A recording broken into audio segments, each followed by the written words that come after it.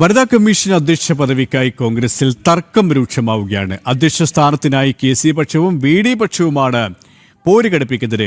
Deepthi Mary വർഗീസിനെ അധ്യക്ഷയാക്കണമെന്നാണ് KC പക്ഷത്തിന്റെ ആവശ്യം. അതേസമയം ഐഷ പൊറ്റിക്കായി സമ്മർദ്ദം ശക്തമാക്കിയാണ് VD പക്ഷം. വിശദാംശങ്ങളുമായി MS വീണ ചേരുകയാണ്. വീണ, ഏത് സ്ഥാനമായി കഴിഞ്ഞാലും ഏത് കസേരയായി കഴിഞ്ഞാലും കോൺഗ്രസിൽ കലഹം പതിവാണ്, അടിപിടി പതിവാണ്. ഇവിടെയും പതിവ് തെറ്റിച്ചില്ല. രണ്ട് വിഭാഗങ്ങളായി ഇങ്ങനെ ശത്രുതയോടെ അല്ലെങ്കിൽ ഈ പദവിക്കായി മത്സരം കൊഴുപ്പിക്കുകയാണല്ലേ?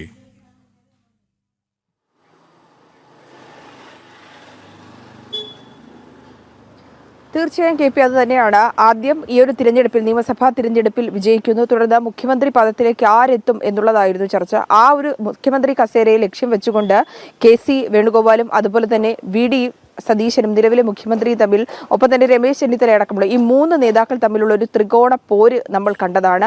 ആ ത്രികോണ പോരിന് ശേഷം ഹൈക്കമാൻഡിന്റെ അടക്കം പിന്തുണയോടുകൂടി നിലവിൽ VD സതീശൻ, ഏറ്റവും കൂടുതൽ പറയുകയാണെങ്കിൽ മുസ്ലിം ലീഗിന്റെ പിന്തുണ തന്നെയാണ് VD സതീശനെ മുഖ്യമന്ത്രി കസേരയിൽ എത്തിച്ചത്. പക്ഷേ ഇപ്പോഴും അധികാരത്തിലേറിയെങ്കിൽ പോലും പല കസേരകൾക്കുമായിട്ടുള്ള തമ്മിലടി അത് കോൺഗ്രസിൽ പതിവാണ്. കലഹം ഒട്ടും കുറയുന്നില്ല എന്നുള്ള വിവരങ്ങൾ തന്നെയാണ് ലഭിക്കുന്നത്.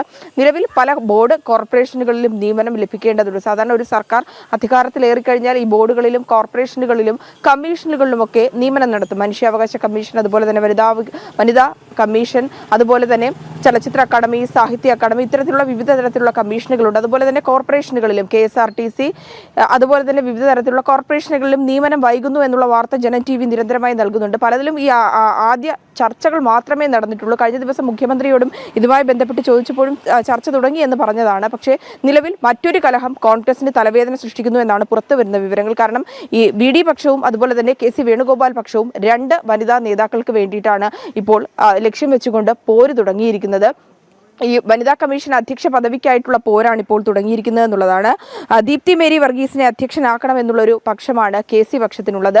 ദീപ്തി മേരി വർഗീസ് അവർ ഈ ഒരു തദ്ദേശ തിരഞ്ഞെടുപ്പിൽ കൊച്ചി കോർപ്പറേഷന്റെ മേയർ സ്ഥാനാർത്ഥി എന്ന തരത്തിൽ ഉയർത്തിക്കൊണ്ടുവരാൻ ശ്രമം നടത്തിയിരുന്നു. ഒപ്പം തന്നെ കൗൺസിലറാണ് നിലവിൽ. ഒപ്പം തന്നെ പാർട്ടിയിലെ ഒരു വനിതാ നേതാവ് എന്ന നിലയിൽ അവർക്ക് കാര്യപ്രാപ്തിന്റെ ഒരു പിന്തുണയായി തന്നെ മുതിർന്ന നേതാക്കളോട് ഇരുപക്ഷത്തു നിന്നുള്ള നേതാക്കൾ സംസാരിക്കുന്നുണ്ട്.